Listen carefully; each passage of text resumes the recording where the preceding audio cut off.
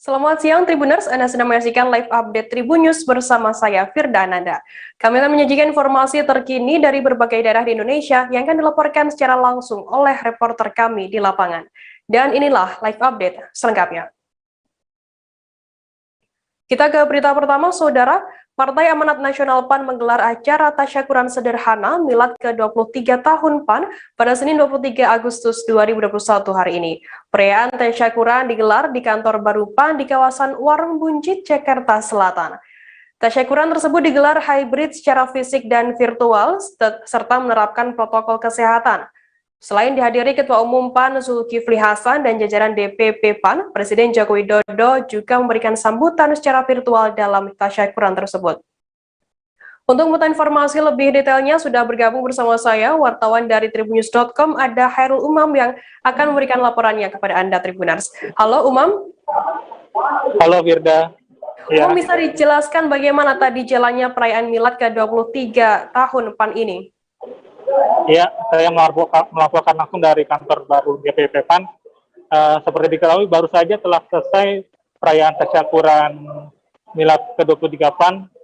Seperti tadi sudah disampaikan bahwa tasyakurannya digelar secara sederhana, menerapkan protokol kesehatan secara ketat, mengingat bahwa saat ini masih menerapkan PPKM dan masih dalam suasana pandemi COVID-19. Untuk diketahui, tema yang diangkat dalam perayaan milad ke-23 tahun PAN ini yaitu amanat untuk Indonesia sehat, 23 tahun mengabdi tanpa batas. Tadi juga sudah diberitahu bahwa Presiden Joko Widodo juga sempat memberikan sambutan dalam tasyakuran hari ini.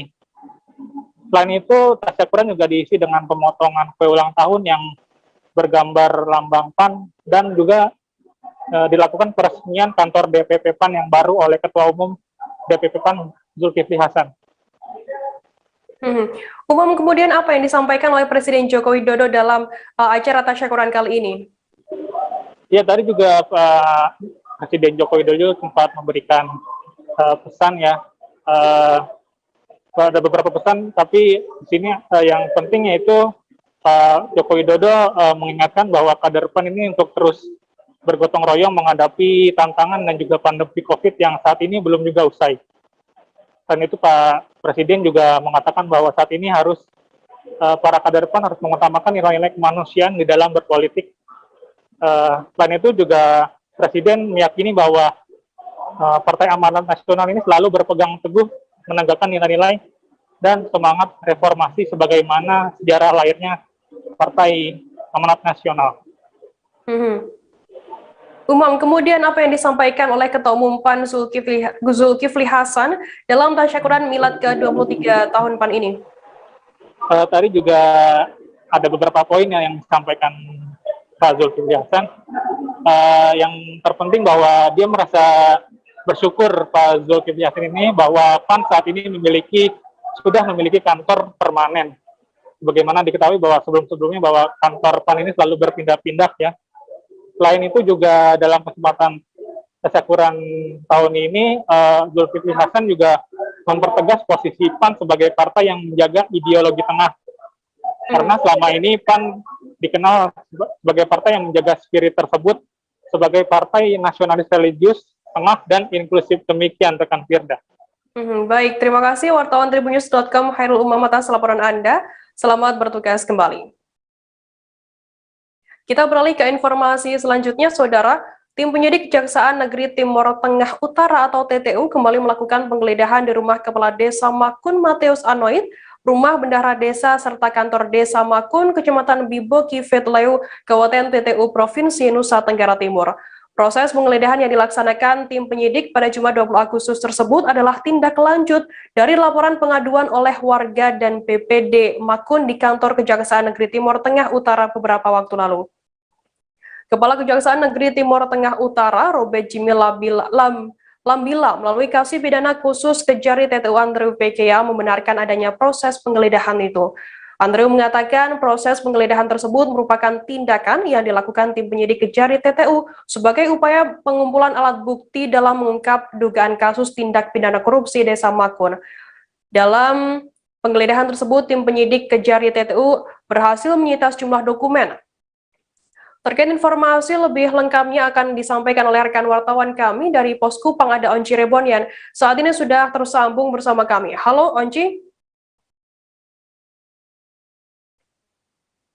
Halo Halo Onci. Firda. Ya. Onci, bisa Anda jelaskan bagaimana proses penggeledahan tersebut? Baik Firda, terima kasih. Sebelumnya kami perlu menyampaikan bahwa pelaksanaan penggeledahan di rumah Kepala Desa Makun, Bendahara Desa Makun, dan kantor Desa Makun ini dilaksanakan berdasarkan surat penetapan Pengadilan Negeri Tipikor nomor 9 tahun 2021 dan surat perintah geledah Kajari TTU nomor 305 tanggal 19 Agustus 2021. Pelaksanaan penggeledahan di rumah di Desa Makun tidak hanya terjadi di rumah Kepala Desa Makun, tetapi juga terjadi di rumah Bendahara Desa Makun serta kantor Desa Makun. Demikian, Firda. Onci, kemudian apa saja yang ditemukan oleh pihak terkait di rumah Kades saat penggeledahan ini? Baik, Firda. Tim penyidik Kejari TTU berhasil menemukan sejumlah dokumen yang berkaitan langsung dengan dugaan kasus tindak pidana korupsi Desa Makun tahun anggaran 2014-2020 dan sejumlah uang yang ditemukan di rumah Kepala Desa Makun dan juga Bendahara Desa Makun yang berjumlah sekitar 228 juta, Firda. Kemudian hingga saat ini bagaimana proses hukum yang dijalankan Kades Makun terkait adanya dugaan tindak pidana korupsi yang melibatkan dirinya? Baik, sejauh ini tim penyidik Kejari TTU telah melakukan pemeriksaan terhadap 5 orang saksi termasuk Kepala Desa Makun Mateus Anoid, dan pihak tim penyidik Kejari TTU juga telah menjadwalkan pemeriksaan 10 orang saksi dalam minggu ini, Firda. Kemudian Kejari TTU sendiri atas temuan dokumen dan... Baik, Firda. Kejari TTU mengakui bahwa ditemukannya dokumen dan uang sebesar 228 juta tersebut merupakan salah satu bukti untuk memperkuat dugaan tindak pidana korupsi yang terjadi di Desa Makun tahun anggaran 2014 dan 2020, Firda. Untuk mengetahui informasi lebih detailnya sudah bergabung bersama saya. Selamat siang. Halo, Firda, selamat siang. Rizal, bisa Anda jelaskan bagaimana kronologi? Firda, permisa dapat saya laporkan dari Banda Aceh bahwasanya baru-baru ini Provinsi Aceh dikejutkan dengan aksi perkelahian 3 anggota DPR Aceh. Kejadian itu terjadi di sela-sela rapat paripurna tentang rakan pertanggungjawaban APBA 2020 pada Jumat malam maksud kami. Mereka yang terlibat adu jotos adalah Safrizal Gamgam, yaitu anggota DPR Aceh dari Partai Nanggro Aceh, kemudian Zulfadli alias Abang, anggota DPR Aceh dari Partai Aceh, dengan Tantanwi, anggota DPR Aceh dari Partai Demokrat. Dapat kami sampaikan juga bahwasanya peristiwa tersebut terjadi saat sidang paripurna diskors sementara, setelah semua fraksi menyampaikan pandangan akhir fraksi atas rakan pertanggungjawaban APBA 2020. Menurut sumber serambinews.com yang dihimpun di lapangan, peristiwa itu terjadi bermula dari Tantanwi, anggota DPRA dari Partai Demokrat, menyampaikan interupsi saat fraksi PNA menyampaikan pandangan akhir fraksinya yang dibacakan oleh Tengku Haidar M. Amin. Interupsi itu bermaksud agar Tengku Haidar mempercepat penyampaian pandangan fraksinya, karena masih ada satu fraksi lagi yang belum mendapat giliran, yaitu fraksi PKS. Namun, setelah semua fraksi menyampaikan pandangan akhir, sidang yang dipimpin oleh Ketua DPRA Dahlan Jamaluddin tersebut diskors sementara. Saat semua anggota DPR Aceh berada di luar gedung, saat itulah terjadi perkelahian antara. Aksi itu kemudian diredakan oleh anggota DPRA yang lain. Kejadian itu pun sempat viral di media sosial. Firda. Mhm. Kemudian Rizal, apa penyebabnya atau pemicu yang melibatkan yang sehingga adanya melibatkan perkelahian antara 3 anggota dewan ini? Apa penyebabnya? Ya, Firda, dapat kami sampaikan penyebab utamanya adalah ketika anggota DPRA dari Partai Demokrat, Tantanwi, melakukan interupsi di saat fraksi PNA menyampaikan pandangan akhirnya. Interupsi tersebut dinilai menyinggung rekan-rekan anggota DPRA dari fraksi Partai Nanggro Aceh atau PNA, sehingga terjadilah perkelahian tersebut di saat sidang tersebut diskor. Firda. Kemudian bagaimana sikap atau tanggapan dari DPRA sendiri atas kejadian perkelahian 3 anggota dewannya? Baik, Firda, dapat kami sampaikan juga bahwasanya aksi perkelahian tersebut tidak berlangsung lama karena memang langsung diredakan, dileraikan oleh anggota DPRA yang lain. Malam itu juga pimpinan DPRA turun tangan menaikkan ketiganya yang terlibat dalam perkelahian tersebut. Wakil Ketua DPRA Safarudin yang dikonfirmasi oleh serambinews.com menyatakan persoalan tersebut sudah didamaikan malam itu juga.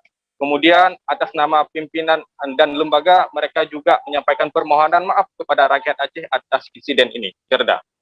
Baik, terima kasih wartawan Serambi Indonesia Rizal atas laporan Anda. Selamat bertugas kembali. Tribuners, kita akan jeda sejenak. Kami masih akan menyajikan informasi menarik untuk Anda selesai ini. Tetap di live update. Oke, apa kabar Bang Aris di sini untuk strateginya? Kalau saya sendiri di Game Week 37 ini yang semalam baru mulai, apa yang dirasakan Cover Hitam? Sebenarnya aku nggak ngerasa itu penangkapan atau penggerebegan atau apapun itu, karena gini loh, posisinya aku kriteria. Jadi kita mengenal disebut dengan stroke yang tidak berdarah dengan stroke yang berdarah.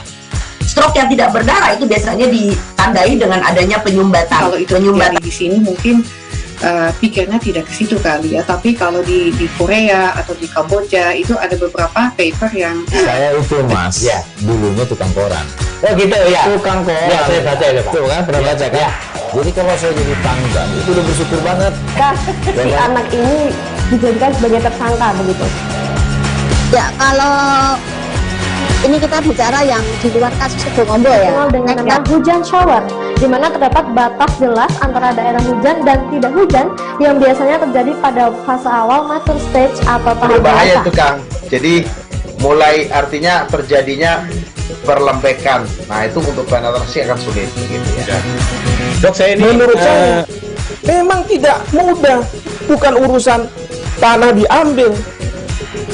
Kalau misalnya Amerika Serikat sekarang, Rasulullah mengatakan dalam sebuah hadis bahwa berpuasa di 6 hari Syawal itu. Oke, apa kabar Bang Aris di sini untuk strateginya? Kalau saya sendiri di Game Week 37 ini yang semalam baru mulai, apa yang dirasakan Cover Hitam? Sebenarnya aku nggak ngerasa itu penangkapan atau penggerebegan atau apapun itu, karena gini loh, posisinya aku kriteria. Jadi kita mengenal disebut dengan stroke yang tidak berdarah dengan stroke yang berdarah. Stroke yang tidak berdarah itu biasanya ditandai dengan adanya penyumbatan. Kalau itu penyumbatan di sini mungkin pikirnya tidak ke situ kali ya, tapi kalau di Korea atau di Kamboja itu ada beberapa paper yang saya itu mas, ya dulunya tukang koran. Oh gitu ya, tukang koran. Ya saya baca ya Pak. Tuh kan pernah baca kan? Ya. Jadi kalau saya jadi pangdam itu udah bersyukur banget. Si anak ini dijadikan sebagai tersangka begitu.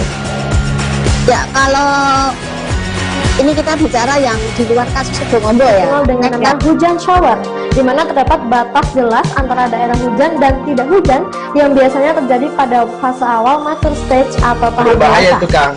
Jadi mulai artinya terjadinya perlembekan. Nah itu untuk penetrasi akan sulit gitu ya.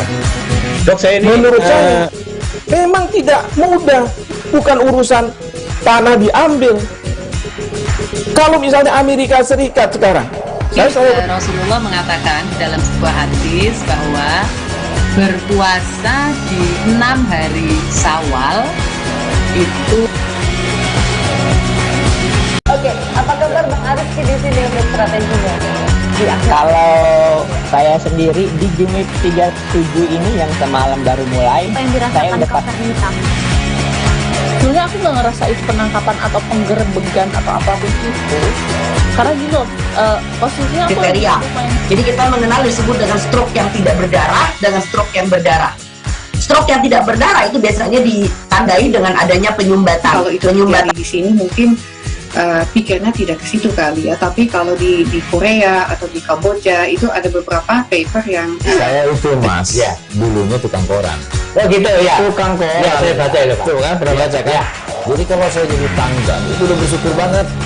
Si anak ini dijadikan sebagai tersangka begitu.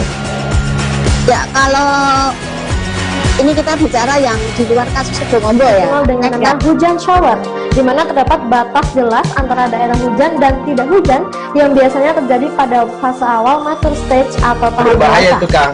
Jadi mulai artinya terjadinya perlempekan. Nah itu untuk penetrasi akan sulit gitu ya. Dok, saya ini menurut saya memang tidak mudah, bukan urusan tanah diambil. Kalau misalnya Amerika Serikat sekarang, Rasulullah mengatakan dalam sebuah hadis bahwa Terima kasih Anda masih bersama kami di Live Update. Kita beralih ke informasi selanjutnya, Saudara. Saat ini Kabupaten Oku Ogan Komering Ulu, Provinsi Sumatera Selatan kembali berstatus zona merah COVID-19 setelah sebelumnya lama berada di zona oranye.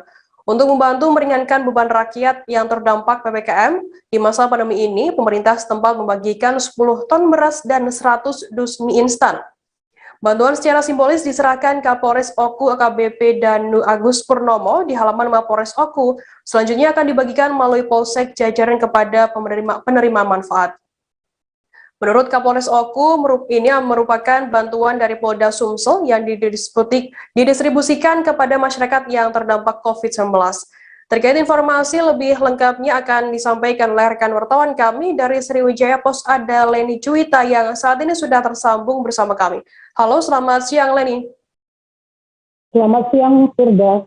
Leni, bisa Anda jelaskan berapa banyak masyarakat penerima manfaat Bansos PPKM yang diserahkan oleh pihak kepolisian ini?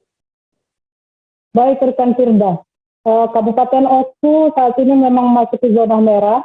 Jadi Kapolda Sumsel memberikan bantuan kepada masyarakat 2.000 masyarakat yang terkena dampak COVID-19. Begitu, Firda. Kemudian bisa Anda sebutkan mungkin data terkini COVID-19 di Kabupaten Oku sendiri sehingga masuk ke zona merah kembali. Kabupaten Oku sebelumnya memang merupakan kabupaten yang di zona oranye. Namun saat ini tercatat 104 masyarakat yang terpapar COVID-19.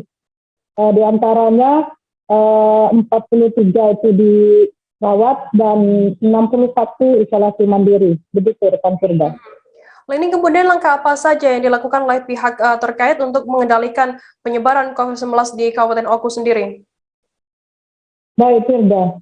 Jadi beberapa waktu lalu pemerintah khususnya Kapolres Oku AKBP Danu Agus Purnomo SIK dan PLH Bupati Oku Haji Edward Chandra telah melakukan langkah-langkah antara lain menutup semua tempat hiburan tanpa terkecuali. Rekan Firda, tadinya ada pembatasan saja. Semua tempat hiburan malam dibatasi sampai pukul 10. Namun mengingat Oku memasuki zona merah lagi, jadi pemberlakuan itu semakin ketat dengan ditutupnya seluruh tempat hiburan malam tanpa terkecuali, baik yang berizin maupun yang belum berizin. Kemudian pemerintah juga melakukan edukasi, sosialisasi ke Taman Kota Batu Raja. Seperti kita ketahui bahwa Taman Kota Batu Raja merupakan ikon Kota Batu Raja, tempatnya berkumpul massa. Biasanya pada hari Minggu itu setiap hari itu ada Car Free Day. Nah, sejak Oku memasuki zona merah kembali, Car Free Day itu benar-benar diperhatikan, masyarakat dilarang datang ke Taman Kota Batu Raja. Begitu, Firda. Baik, Tribuners, tadi jurnalis kami Leni juga sempat melakukan wawancara dengan Kapolres Oku AKBP Danu Agus Purnomo. Berikut liputannya untuk Anda. Dari Polda Sumsel itu ada 10 ton beras. 10 ton beras dengan 100 dus mie instan. Jadi kita pada hari Senin kemarin kita sudah ada upacara pelepasan dari Polda. Kemudian hari ini alhamdulillah kita berkesempatan untuk melepas kembali ke polsek supaya mereka bisa menyentuh ke kecamatan maupun ke desa-desa maupun dusun-dusun yang ada di wilayah Oku ini. Ya, polsek menerima berapa, Pak? Itu kita bagi. Memang kita bagi dengan 11 polsek ini, termasuk juga kita sampaikan juga kepada rekan-rekan seperti ada dari kita dibantu oleh dari mahasiswa, kemudian juga dari LSM, kemudian juga ada dari wartawan pun juga sama. Kita minta supaya mereka bersama-sama dengan Polres Oku ini kita bisa menjangkau atau mengetahui siapa yang memang betul-betul membutuhkan. Memang yang jelas terdampak dari COVID-19 ini kita fokuskan kepada kawasan slum area. Seperti itu. Diketahui kemarin 2.000 masyarakat yang terdampak ya. Betul. Jadi memang dari 100 ton itu kita buat jadi berapa bantu, walaupun mungkin belum bisa mencapai seluruh. Kemudian vaksin COVID-19 di Kabupaten 4 Lawang masih terus berlangsung. Tercatat ada 263.670 orang, ada 37.480.000 yang sudah mendapatkan vaksin. Lebih rinci untuk vaksin tahap 1 terhitung ada 224.11.081 orang yang sudah mendapatkan suntikan vaksin. Dinas Kesehatan Kabupaten 4 Lawang melalui pengelola program imunisasi Dinas Kesehatan Andi Purnawa mengatakan capaian tertinggi vaksinasi ada pada petugas publik. Untuk mengetahui informasi lebih lengkapnya akan disampaikan oleh rekan wartawan kami dari Tribun Sumsel, ada Sahri Ramadan yang saat ini sudah bergabung bersama kami. Halo, Sahri. Halo, rekan Firda. Sahri, bisa Anda jelaskan sudah mencapai berapa persen capaian vaksinasi COVID-19 di Kabupaten 4 Lawang saat ini? Oke, baiklah rekan Firda dan teman-teman Tribuners.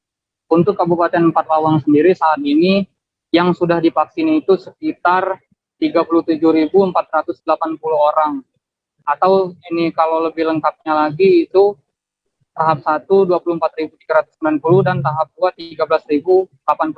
Dari keseluruhan sasaran vaksin di 4 Lawang itu ada 263.670.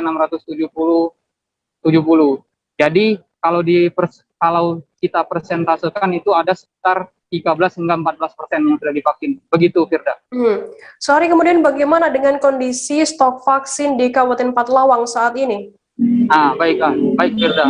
Untuk stok vaksin sendiri di Kabupaten 4 Lawang itu ada dua jenis vaksin, dua merek vaksin, yakni vaksin Sinovac dan juga vaksin Moderna. Nah, untuk vaksin Sinovac itu ada sebanyak 646 vial, sedangkan untuk vaksin Moderna itu ada 449 vial. Nah, lokasi vaksinnya sendiri itu ada di RSUD dan Puskesmas. Gitu. Kemudian Sari, mungkin bisa Anda informasikan terkait lokasi penyelenggaraan vaksinasi di Kabupaten 4 Lawang, di mana saja lokasinya?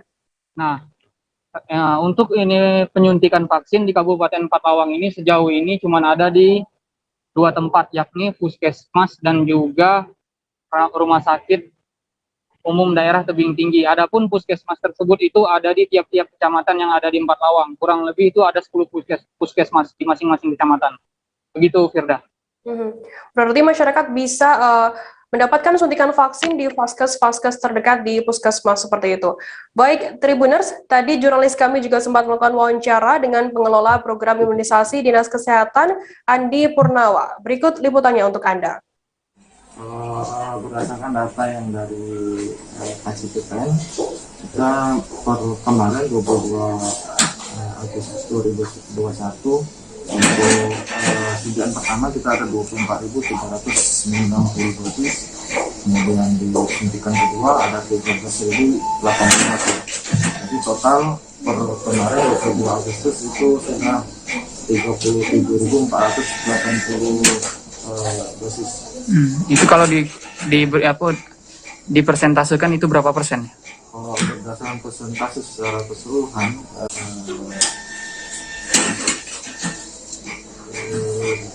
sekitar 12%. Oh iya, oke, 12% ya. Oh iya, oke. Keseluruhan kita kan paling banyak itu di tahap 3 masyarakat umum. Sementara kita tahap 3 baru mulai. Ya, oke. Nah, untuk stok vaksin sendiri bagaimana Pak Andi? Untuk stok vaksin kemarin per tanggal 22 kita ada yang Sinovac itu masih ada 365 pilar. Kemudian yang Moderna 435 pilar. Untuk masyarakat yang ingin mendapatkan vaksinasi khususnya yang suntikan kedua bisa mendatangi fasilitas pelayanan kesehatan yang kita sediakan itu dari 10 puskesmas di 10 kecamatan dan 1 RSUD di Oke, siap. Terima kasih Pak Andi. Penyekatan PPKM level 4 di kota Jambi mulai diberlakukan pada Senin 23 Agustus hari ini. Hal itu disampaikan oleh Wali Kota Jambi Haji Syarif Fasya saat melepas para petugas penyekatan pada Minggu 22 Agustus pagi. Penyekatan PPKM level 4 ini akan diberlakukan hingga Minggu 29 Agustus 2021. Selain mendirikan 4 pos utama penyekatan di pintu masuk ke Kota Jambi, Polresta Jambi dan pemerintah Kota Jambi juga melakukan penyekatan di sejumlah ruas jalan di dalam Kota Jambi. Terkait informasi lebih lengkapnya akan disampaikan oleh rekan wartawan kami dari Tribun Jambi. Ada Rara yang saat ini sudah tersambung bersama kami. Halo Rara. Iya, halo rekan Firda. Rara, bisa Anda sampaikan bagaimana situasi terkini di Kota Jambi saat penyekatan ini? Iya, rekan Firda, berdasarkan pantauan saya tadi di lapangan, penyekatan pada hari ini di dalam wilayah Kota Jambi itu cukup berjalan dengan baik, namun ada pertanyaan-pertanyaan yang datang dari sejumlah masyarakat tentang penyekatan di dalam Kota Jambi, karena selain di dalam Kota Jambi, penyekatan utama ada di batas Kota Jambi. Penyekatan yang ada di dalam Kota Jambi berdasarkan pantauan saya di area Tugu Keris Ginjai Kota Jambi, tepat sekali di depan Rumah Sakit Mitra Hospital, dan di situ tadi mengalami kemacetan selama 1 jam kurang lebih, sejak pukul 8 mulai dilakukannya penyekatan hingga pukul 9 masih adanya kemacetan.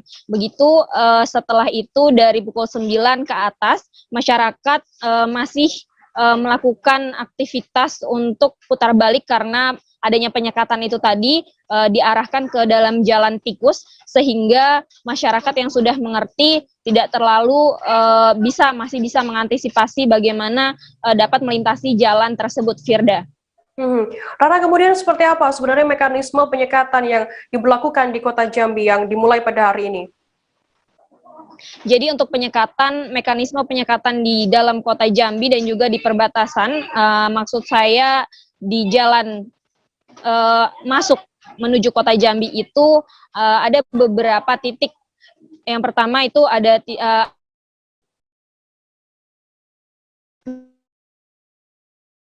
titik di pinggir Kota Jambi, dan nantinya akan ditambah lagi 5 titik dari pemerintah Kota Jambi, begitu rekan Firda.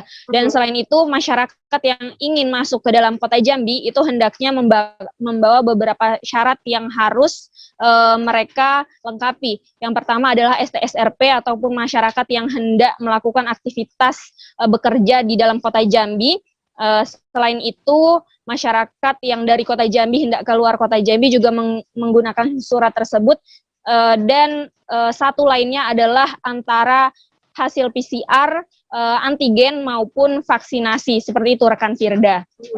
Rara, mungkin bisa Anda jelaskan apakah penyekatan ini bersamaan dengan pengetatan PPKM level 4, apakah ada perbedaannya?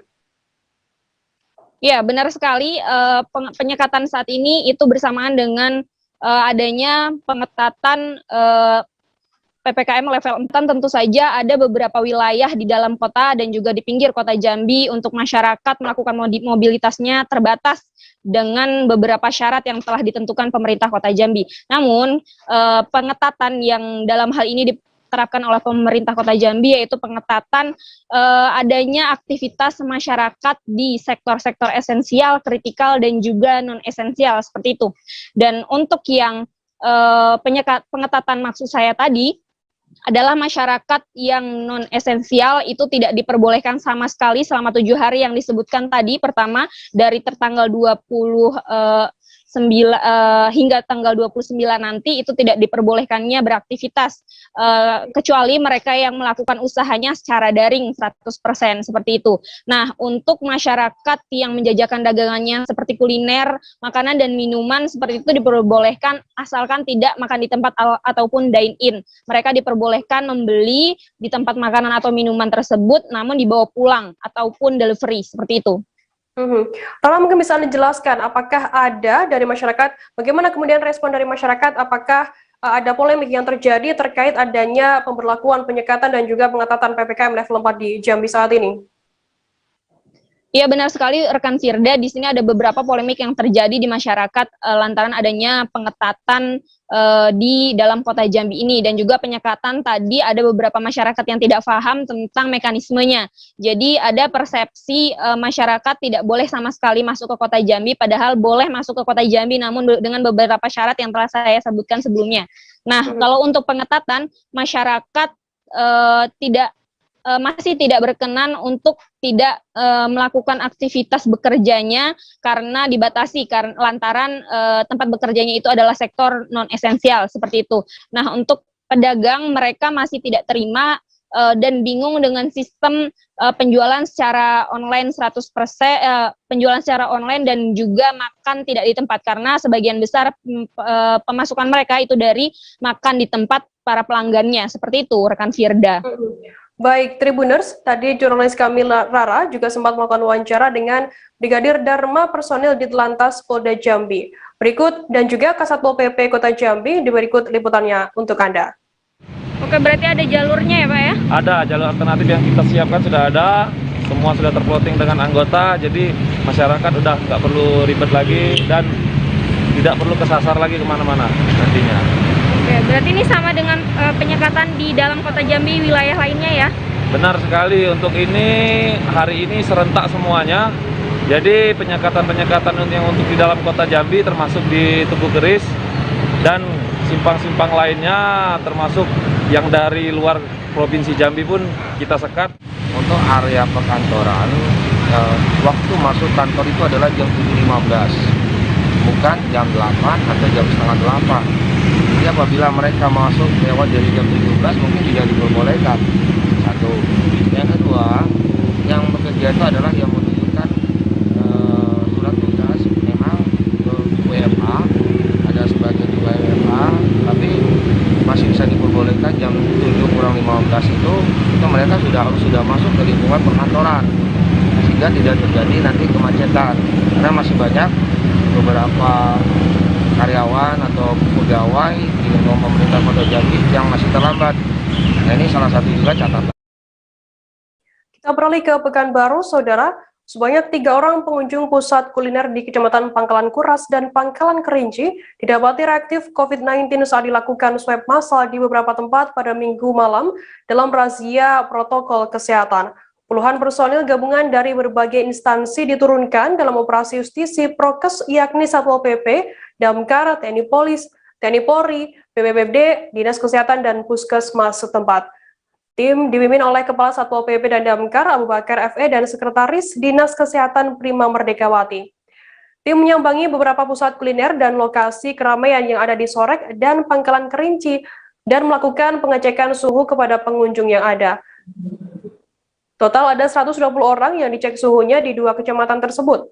Di Kecamatan Pangkalan Kuras ada 4 tempat yang dirazia tim justisi yang menjaring 66 pengunjung yang bersuhu di atas 36,5 derajat. Sementara di Pangkalan Kerinci terjaring 19 orang yang tidak memakai masker dan melakukan swab antigen, kemudian semuanya dinyatakan non-reaktif. Terkait informasi lebih lengkapnya akan disampaikan oleh rekan wartawan kami dari Tribun Pekanbaru, ada Yohanes Tanjung yang saat ini sudah tersambung bersama kami. Halo Yohanes. Iya, Firda. Yohanes, bisa Anda ceritakan bagaimana pelaksanaan swab massal yang dilakukan di pusat kuliner beberapa waktu lalu? Baik, terima kasih Firda. Tim Satgas COVID-19 Kabupaten Pelalawan kembali menggencarkan operasi prokes di beberapa tempat, termasuk khususnya di tempat-tempat kuliner ataupun lokasi-lokasi yang menjadi pusat keramaian. tim operasi justisi langsung melakukan swab di tempat kepada para pengunjung yang dengan syarat dengan suhu tubuh di atas 36,5. Tim medis mengukur suhu tubuh para pengunjung, ada 120 pengunjung yang ditemukan suhu tubuhnya di atas 36,5, sehingga dilakukan pemeriksaan swab di tempat, swab antigen di tempat, dan langsung ditangani oleh tim medis dari puskesmas. Dari sekian banyak yang dilakukan swab di tempat, ada sekitar 3 orang pengunjung kafe atau pengunjung pusat kuliner yang dinyatakan reaktif COVID-19. Alhasil, tim dari kesehatan dari puskesmas langsung membawa mereka dan dilakukan penanganan secara prosedur COVID. Hal ini dilakukan untuk memutus mata rantai COVID-19 di Kabupaten Pelalawan yang saat ini masih berstatus zona merah, termasuk 2 kecamatan yang dilakukan swab massal, yaitu Pangkalan Kerinci dan Pangkalan Kuras. Hal ini juga untuk memperlancar atau menjaring OTG-OTG yang saat ini masih berkeliaran. Demikian, Firda. Yohanes, kemudian selain mengencarkan razia prokes di sana, apa bentuk pembatasan lainnya bagi masyarakat untuk mencegah penularan COVID-19 di Pelalawan sendiri? Baik, sampai saat ini tim gugus COVID-19 Kabupaten Pelalawan masih memberlakukan jam malam bagi masyarakat di Kabupaten Pelalawan, khususnya di kecamatan-kecamatan yang zona merah. Masyarakat diizinkan beraktivitas hanya sampai pukul 9 malam. Setelah itu masyarakat diminta untuk tetap berada di rumah. Demikian juga dengan penyekatan jalan. Pada pukul 9 malam, tim gabungan sudah menyekat beberapa ruas jalan yang sering dilalui oleh masyarakat untuk mengurangi mobilitas. Demikian juga dengan usaha kuliner dan rumah makan lainnya hanya diizinkan melayani di tempat atau makan di tempat hanya pakai sampai pukul 9, selebihnya melayani pembungkusan atau dibawa pulang. Demikian juga dengan aktivitas resepsi ataupun undangan-undangan pesta lainnya hanya diperbolehkan cuma sampai 25% dari jumlah tamu undangan. Dan beberapa pembatasan lainnya yang telah berjalan sampai 2 bulan terakhir ini. Demikian, Firda. Kemudian Yohanes, bagaimana tingkat kepatuhan masyarakat terkait adanya razia prokes dan upaya-upaya lainnya yang dilakukan oleh aparat kepolisian dan pemerintah setempat? Berdasarkan pantauan kami dan konfirmasi kami kepada tim gugus tugas, tingkat kepedulian masyarakat sudah berangsur naik dan berangsur meningkat dengan menerapkan prokes, khususnya penggunaan masker dalam aktivitas sehari-hari di luar rumah. Selain itu, temuan-temuan kasus yang setiap hari dilaporkan oleh gugus tugas juga sudah semakin menurun.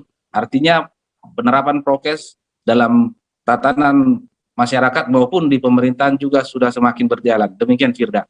Baik, terima kasih wartawan Tribun Pekanbaru Yohanes Tanjung atas laporan Anda. Selamat bertugas kembali. Tribuners, seusai jeda akan kami hadirkan informasi mengenai bocah SD yang harus mulung barang bekas demi membeli paket internet untuk belajar online serta informasi menarik lainnya. Tetap di Live Update. Oke, apa kabar Bang Arif di sini untuk strateginya? Kalau saya sendiri di Game Week 37 ini yang semalam baru mulai, Apa yang dirasakan Cover Hitam? Sebenarnya aku nggak ngerasa itu penangkapan atau penggerbegan atau apapun itu. Karena gini loh, posisinya aku kriteria. Jadi kita mengenal disebut dengan stroke yang tidak berdarah dengan stroke yang berdarah. Stroke yang tidak berdarah itu biasanya ditandai dengan adanya penyumbatan. Kalau itu terjadi di sini mungkin pikirnya tidak ke situ kali ya, tapi kalau di Korea atau di Kamboja itu ada beberapa paper yang saya itu mas, ya dulunya tukang koran. Oh gitu ya, tukang koran. Ya saya baca itu Pak. Tuh kan pernah baca kan? Ya. Jadi kalau saya jadi pangdam itu udah bersyukur banget. Si anak ini dijadikan sebagai tersangka begitu.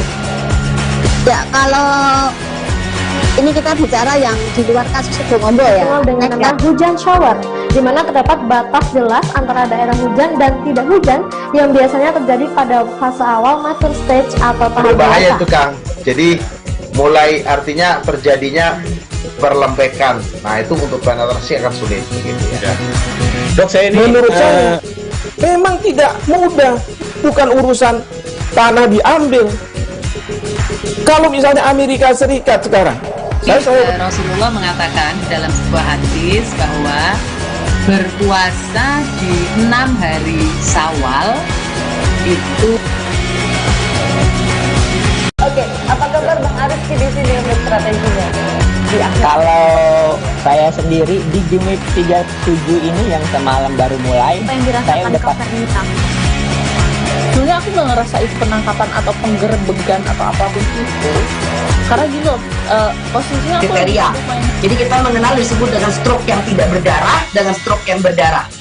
Stroke yang tidak berdarah itu biasanya ditandai dengan adanya penyumbatan. Kalau itu terjadi di sini mungkin pikirnya tidak ke situ kali ya, tapi kalau di Korea atau di Kamboja itu ada beberapa paper yang saya itu mas ya dulunya tukang koran. Oh gitu ya, tukang koran ya, saya baca ya tuh kan pernah baca kan ya. Jadi kalau saya jadi pangdam itu udah bersyukur banget si anak ini dijadikan sebagai tersangka begitu. Ya kalau ini kita bicara yang di luar kasus Situbondo ya, dengan nama hujan shower, di mana terdapat batas jelas antara daerah hujan dan tidak hujan yang biasanya terjadi pada fase awal mature stage atau tahap berbahaya itu Kang. Jadi mulai artinya terjadinya perlempekan. Nah itu untuk penetrasi akan sulit begitu ya. Dok saya ini menurut saya memang tidak mudah, bukan urusan tanah diambil.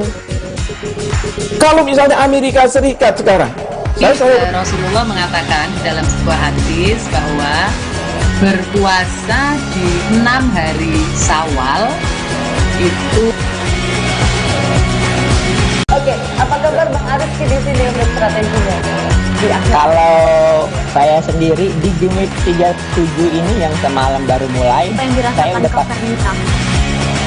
sebenarnya aku nggak ngerasa itu penangkapan atau penggerebekan atau apapun itu.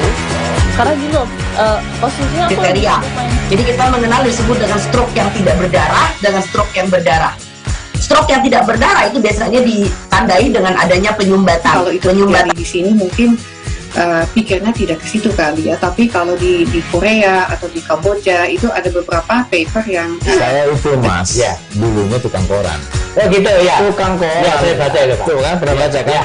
Jadi kalau saya jadi pangdam itu udah bersyukur banget. Masih bersama saya Firdananda di Live Update. Kita beralih ke informasi selanjutnya, Saudara. Kabupaten Kapuas Hulu kembali direndam banjir akibat curah hujan tinggi beberapa hari terakhir.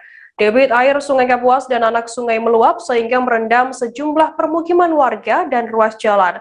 Dengan ketinggian banjir hingga merendam rumah warga dari 1 meter hingga 4 meter. Tidak sedikit masyarakat yang harus dievakuasi ke tempat rumah keluarga atau warga lainnya yang tinggal di dataran lebih tinggi. Dan ada juga pula korban banjir yang masih tetap bertahan di rumahnya yang sudah terendam air. Terkait informasi lebih lengkapnya akan disampaikan oleh rekan wartawan kami dari Tribun Pontianak, ada Sahirul Hakim yang saat ini sudah tersambung bersama kami. Halo, Sahirul. Halo, rekan saya. Anda jelaskan bagaimana kondisi banjir di sana saat ini? Oke, terima kasih rekan saya Firda. Baiklah, saya akan melaporkan kondisi banjir yang terjadi di wilayah Kabupaten Kapuas Hulu. Kondisi sekarang debit air di wilayah Kabupaten Kapuas Hulu terus meninggi, karena curah hujan beberapa hari kemarin sangat tinggi di daerah hulu sungai sehingga merendam sejumlah pemukiman warga dan sejumlah ruas jalan, sehingga khususnya di wilayah Putu Sibau Selatan dan Putu Sibau Utara akses jalan lumpuh total. Firda. Kemudian Sairul, langkah apa dari pemerintah setempat Kabupaten Kapuas Hulu sendiri terhadap korban yang terdampak banjir ini? Oke, terima kasih Firda. Untuk langkah dari pemerintah daerah Kabupaten Kapuas Hulu sekarang adalah berdasarkan perintah dari Bupati kita, Kabupaten Kapuas Hulu, Bapak Franciscus Dian, beliau sudah memerintahkan BPBD Kapuas Hulu untuk melakukan pendataan korban-korban dampak dari banjir untuk didata sehingga langkah-langkahnya untuk menyalurkan bantuan kepada korban banjir, Firda. Ada berapa kecamatan total yang rumahnya terendam banjir, yang terdampak banjir ini? Oke, kalau menurut terima kasih. Kalau menurut data dari BPBD hingga saat ini hampir setiap kecamatan yang kecamatan wilayah Kabupaten Kapuas Hulu yang berjumlah 23 kecamatan hampir terendam banjir. Namun ketinggiannya ketinggiannya variasi ya, ada yang 1 meter, ada yang sampai 4 meter ketinggian air banjir. Firda. Kemudian mungkin bisa Anda jelaskan terkait penyebab banjir di Kapuas Hulu sendiri, apa penyebabnya? Oke. Untuk penyebab banjir di daerah Kabupaten Kapuas Hulu,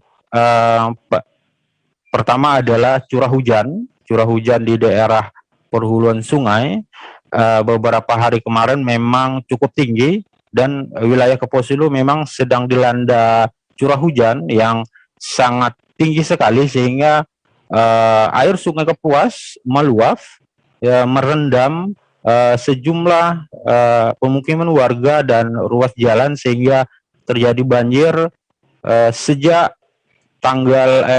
hari Sabtu kemarin. Hilda. Baik, terima kasih wartawan Tribun Pontianak Sairul Hakim atas laporan Anda. Selamat bertugas kembali. Kita beralih ke informasi selanjutnya, Saudara. Hujan deras disertai angin kencang membuat beberapa rumah di Gang Kecempaka, Kecamatan Medan Polonia, Kelurahan Sarirejo mengalami kerusakan pada Sabtu 21 Agustus. Sebanyak 6 rumah di gang tersebut rusak parah, atapnya terlepas dari kaitannya dan kabel-kabel juga lepas. Seorang warga bernama Sufina mengatakan kejadian tersebut terjadi sekitar pukul 5 sore. Saat itu hujan deras disertai angin kencang membuat atap rumahnya terbang. Saat itu, ia yang sedang istirahat kaget mendengar suara berbisik-bisik. Ia pun tak menyangka rupanya atap rumahnya sudah terbawa angin. Untuk mengetahui informasi lebih lengkapnya, sudah bergabung bersama saya, wartawan dari Tribun Medan, ada Masmur yang akan memberikan laporannya untuk Anda. Halo, selamat siang Masmur.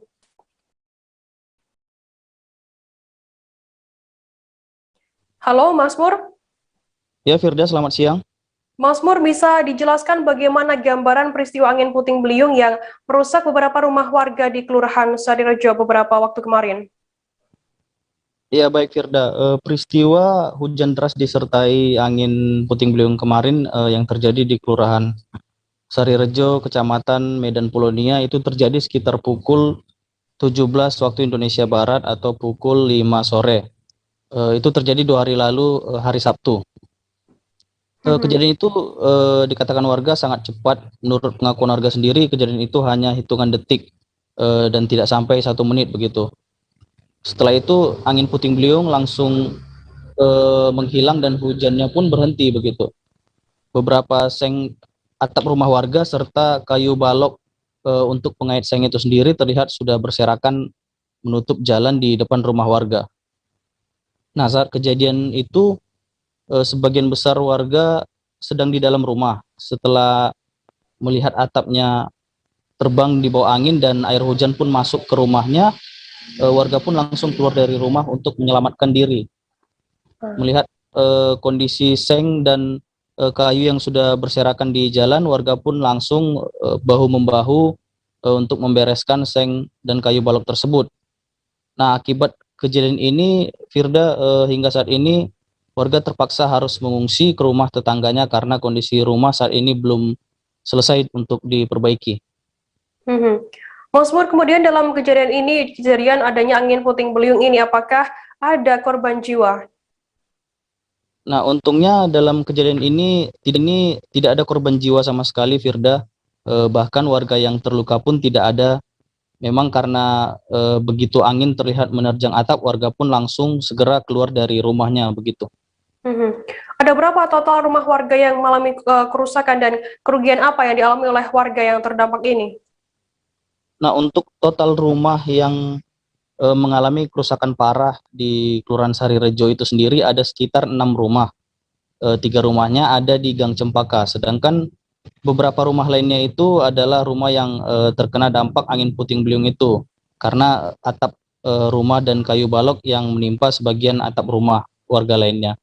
Nah, selain rumah warga juga salah satu pasar yang ada di Kelurahan Sarirejo itu malam itu juga pihak dari Kelurahan, Kepala Lingkungan, Badan Penanggulangan Bencana Daerah serta beberapa satuan Brimob Polda Sumut datang untuk membantu warga membersihkan atap rumah, kayu serta ranting pohon yang menghalangi jalan. Namun memang sampai saat ini belum ada bantuan dana ataupun sembako untuk warga itu sendiri, warga terdampak itu. Nah, padahal warga sendiri juga memang sangat mengharapkan bantuan itu. Warga terdampak ini mayoritas warga yang masuk dalam kategori perekonomian menengah ke bawah. Bahkan salah satu warga terdampak itu merupakan seorang pencari barang-barang bekas seperti itu, dan juga ada salah satu warga yang sudah janda dan harus membiayai anaknya, sehingga tetangga ataupun keluarganya. Baik, Tribuners, tadi jurnalis kami juga sempat melakukan wawancara dengan 2 orang warga bernama Sufina dan Rosdiana, warga Gang Cempaka, Kelurahan Sarirejo yang terdampak angin puting beliung. Berikut liputannya untuk Anda. Jam berapa tadi, Bu? Kejadiannya tadi habis jam 5. Jam 5 ya? Lewat lah. Jam 5 lewat kejadiannya. Kami sini kan mau golek-golek. Jadi kosek itu kok terbang, terkejut kami semua. Kami kan mau habis, kan ada di depan. Kira-kira hitungan detik aja. Lebih dibilang 5 detik kan biasa. Kenapa ngerti apa? Kan mau tutup pintu saya nggak bisa, angin itu terus mengangkat terus. Saya hanya bisa menengok seng saya ini terbang aja, saya tengok aja udah nggak bisa apa-apa saya. Hanya sekitar 5 menit berarti udah terangkat semua gitu, Bu? 5 detik, Bu ya? Iya, terangkat semua. Saya berpegangan di sini megangan.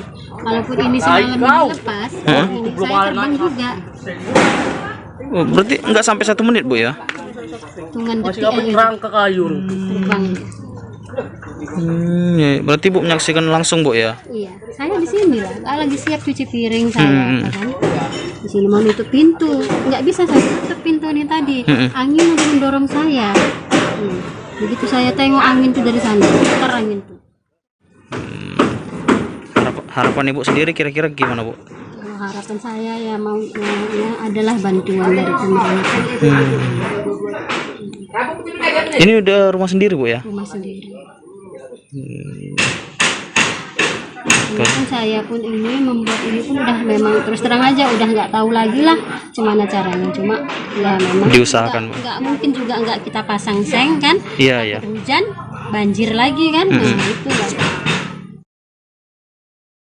Bupati Bangka Mulkan didampingi Ketua PKK Kabupaten Bangka Yusmiati Mulkan bergerak cepat merespon untuk memberikan sejumlah bantuan kepada bocah perempuan bernama Wulandari 11 tahun, siswi kelas 5 SD dan adiknya Pelangi 4 tahun yang bekerja mencari barang-barang bekas di seputaran kota Sungai Liat menggunakan sepeda mini.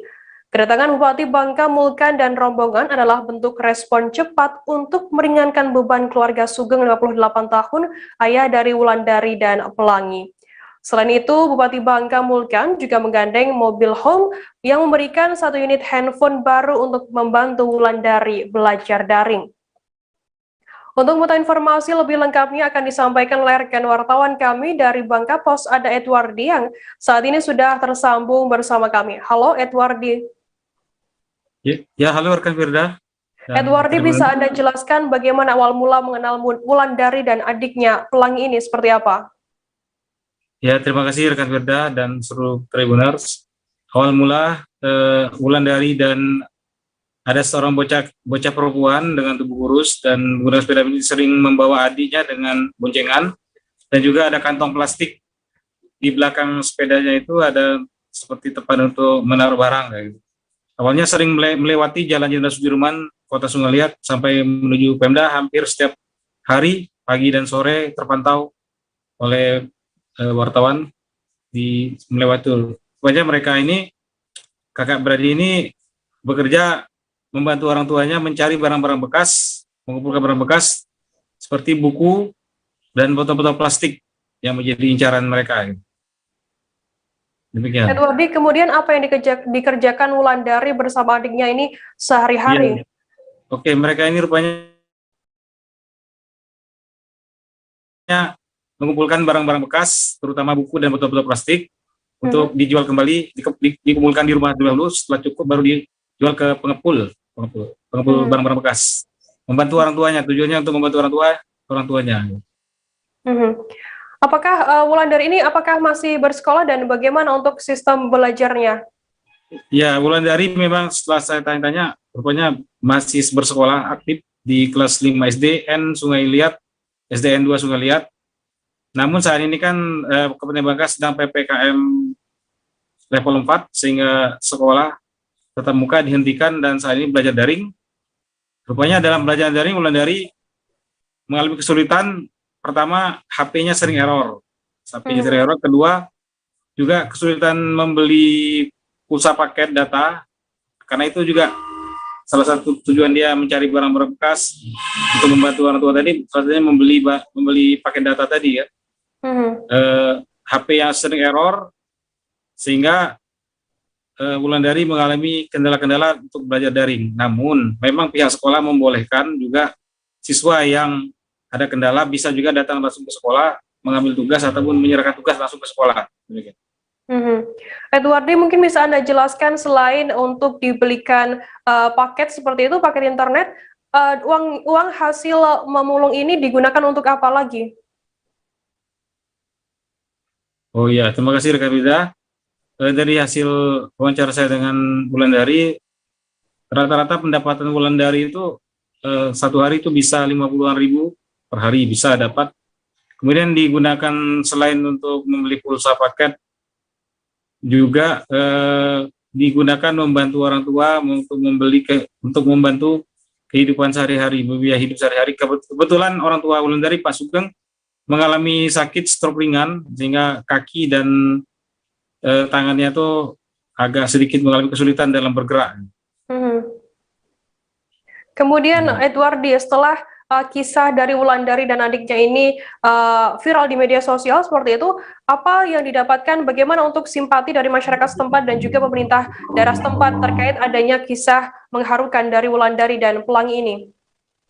Ya, terima kasih Ramida. Setelah disebarkan Bangka Post Group tribunnews.com di Instagram dan juga media sosial lainnya, ternyata dapat sambutan masyarakat yang luar biasa yang membuat viral sehingga juga sampai ke pejabat teras kita termasuk Pak Bupati Bangka dan juga Ibu PKK dan juga lembaga-lembaga sosial lainnya seperti Masyarakat Relawan Indonesia, Aksi Cepat Tanggap, juga dari pihak-pihak Kapolda Babel, juga dari masyarakat ASN dan juga masyarakat lainnya banyak bersimpati kepada Wulandari dan adiknya, sehingga esok harinya tuh mereka ramai-ramai datang mencari rumah Wulandari untuk menyerahkan berbagai bantuan, seperti mobile phone tadi, memberikan bantuan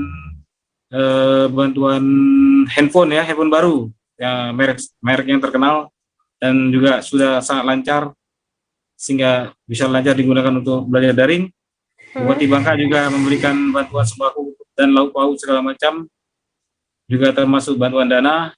Salah satu dana juga dari Pak Kapolda Babel juga memberikan bantuan dana, sehingga selain digunakan untuk kebutuhan hidup sehari-hari, dari bantuan dana ini ternyata Bapak Wulandari, Pak Sugeng juga bisa membeli motor dari hasil itu, beli motor, dan bahkan ada sisa uang, motor bekas namun masih layak untuk pakai dan masih kuat. Karena selama ini Bapak Wulandari, Bapak Sugeng tuh memulung ataupun mencari bahan bekas menggunakan gerobak dengan cara motornya tuh menyewa ataupun meminjam dari milik orang lain. Dengan adanya simpati masyarakat dari Bupati dan Kapolda dan juga masyarakat lainnya, ada mendapatkan rezeki sehingga orang tuanya juga sudah bisa memiliki motor sendiri saat ini dengan dari hasil simpati masyarakat tadi ya. Demikian rekan Bida. Baik, Tribuners. Tadi jurnalis kami juga sempat melakukan wawancara dengan Bupati Bangka Mulkan. Berikut liputannya untuk Anda.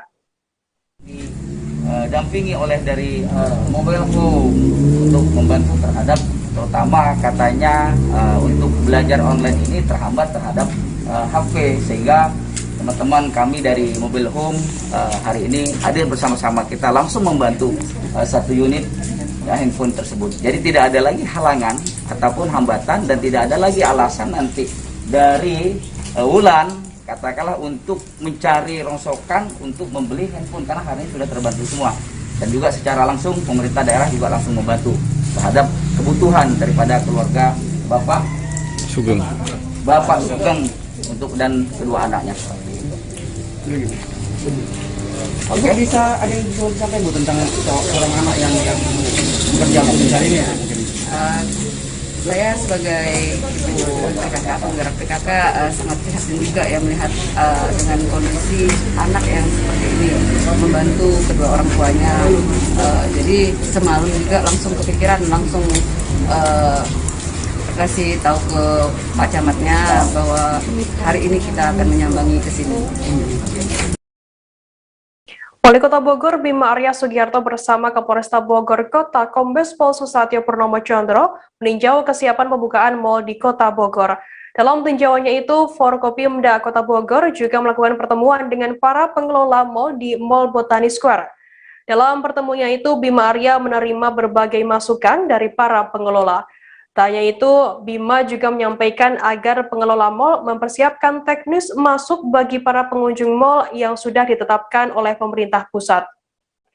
Kapolresta Bogor Kota Kombes Pol Susatyo Purnomo Chandra mengatakan bahwa kata kunci di masa recovery pasca PPKM darurat ini adalah melakukan komunikasi dengan pengelola mal. Terkait informasi lebih lengkapnya akan disampaikan oleh rekan wartawan kami dari Tribun News Bogor, ada Lingga Arfian yang saat ini sudah tersambung bersama kami. Halo Lingga, selamat siang. Iya, siang Firda. Lingga, bisa Anda jelaskan terkait simulasi rencana uji coba pembukaan operasi mal di Bogor saat ini seperti apa? Ya Firda dan rekan-rekan Tribuners, pada beberapa waktu lalu Wali Kota Bogor dan Satgas Covid Kota Bogor melakukan peninjauan simulasi ataupun uji untuk pelaksanaan uji coba pembukaan mal di Kota Bogor. Seperti diketahui sejak beberapa waktu lalu setelah wilayah aglomerasi diperbolehkan buka, namun wilayah Kota Bogor masih diperbolehkan buka dikarenakan masih riskan. Nah, untuk persiapkan nanti setelah tanggal 23 ini, Satgas Covid Kota Bogor melakukan peninjauan di beberapa mal di Kota Bogor, diantaranya di Mall Botani Square, kemudian di Mall BTM, dan kemarin juga sempat melaksanakan pertemuan keluh kesah para pedagang dan persiapan para pengelola mal, seperti itu Firda.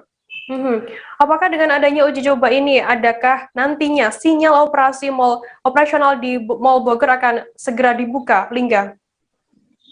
Ya Firda, terkait keputusan dibukanya mal, pemerintah Kota Bogor dan Satgas Covid Kota Bogor juga masih menunggu arahan pemerintah pusat. Namun sekali lagi pemerintah Kota Bogor dan Satgas Covid-19 Kota Bogor serta berbagai pengusaha di Kota Bogor berharap agar adanya relaksasi ataupun uji coba pembukaan mal seperti yang dilakukan di daerah lain seperti DKI Jakarta misalnya, kemudian Kabupaten Bogor, karena Kota Bogor ini merupakan satu-satunya kota yang belum boleh membuka mal. Untuk itu para pengusaha pun berharap Kota Bogor mendapat kesempatan yang sama dengan kota-kota lain agar geliat ekonomi pun kembali bangkit, karena seperti diketahui ada ribuan karyawan mal yang saat ini dirumahkan karena adanya efisiensi karena terdampak PPKM, seperti itu Firda. Dari simulasi yang dilaksanakan di sana, bagaimana kemudian teknis penerapan protokol kesehatan saat ini di mal yang diberlakukan? Ya Firda dan rekan-rekan Tribuners, secara umum teknis masuk ke mal itu hampir sama seperti biasa. Pengunjung harus mencuci tangan, kemudian menjaga jarak, mengikuti alur yang sudah ada disiapkan oleh pengelola mal. Kemudian namun pada masa ini ada keterbaruan yang dimana setiap pengunjung harus memiliki aplikasi Peduli Lindungi, sehingga nanti sebelum masuk mal, pengunjung ini harus menyekat barcode yang disediakan oleh pihak mal, sehingga pengunjung yang masuk itu bisa diketahui status vaksinasi, kemudian apakah dia sedang terpapar COVID atau tidak, kemudian juga bisa mengetahui kapasitas serta tingkat pemaparan yang ada di sekitar lokasi, seperti itu Firda. Lingga, hari ini adalah hari terakhir perpanjangan PPKM level 4. Apakah sudah ada informasi soal apakah PPKM ini nantinya akan dilanjutkan di Kota Bogor sendiri? Ya Firda, kami rekan-rekan media di Bogor juga sedang mencari tahu informasi lebih lanjut, namun biasanya setelah berakhirnya PPKM dari pemerintah pusat, pemerintah Kota Bogor dan Satgas Covid-19 Kota Bogor akan menunggu arahan kembali. Nantinya akan ada rapat koordinasi yang selanjutnya akan diumumkan apakah Kota Bogor diperpanjang atau tidak. Dari hasil itu kemudian nantinya akan ada kebijakan-kebijakan wilayah yang mengikuti aturan pemerintah pusat, seperti itu Firda.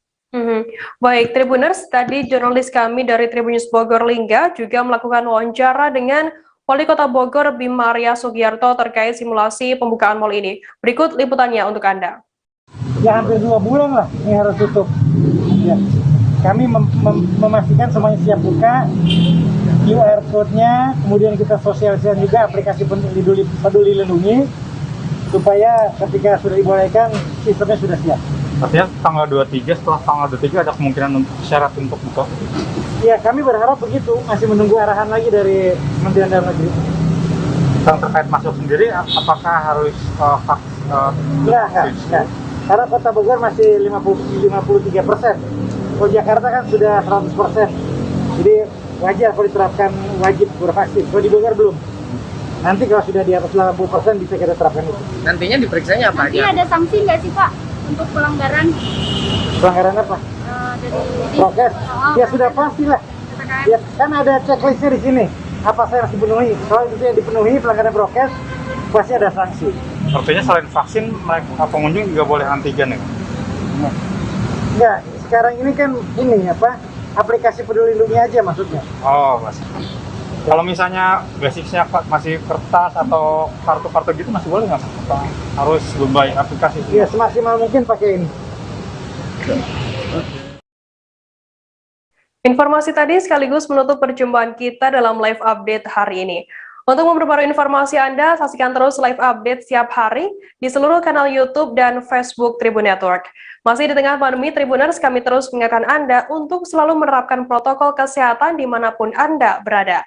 Saya Firananda, wakili kru yang bertugas, pamit undur diri. Terima kasih dan sampai jumpa. Jangan lupa like, subscribe,